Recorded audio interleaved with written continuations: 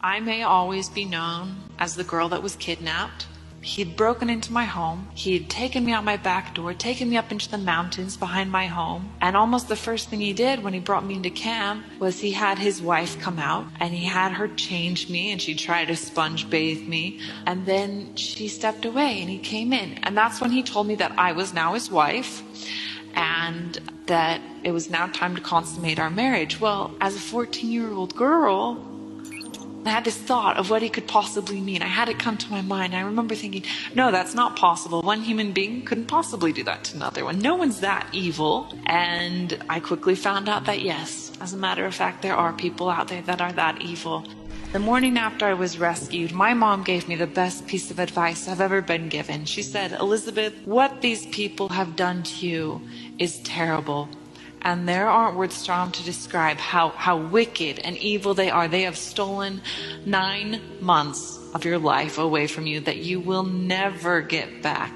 But the best punishment you could ever give them is to be happy, is to move forward with your life, to do all the things that you want to do, because by feeling sorry for yourself, by holding on to the past, by reliving in it, that's only allowing them to steal more of your life away from you. They don't deserve a single second more, so you need to be happy and you need to move on with your life. And I remember leading up to the trial, I was actually very nervous to see my captors again. I hadn't seen them in person since the day I was rescued.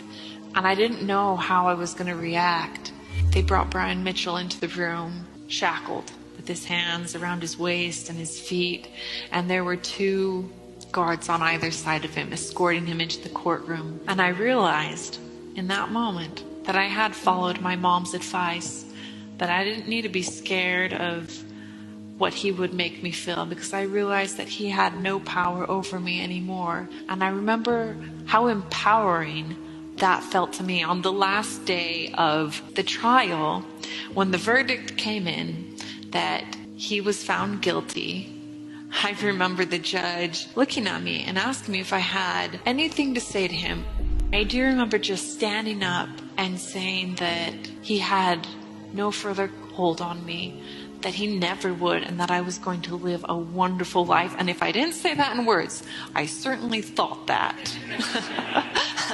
And I realized that forgiveness is not for the other person, it's for yourself.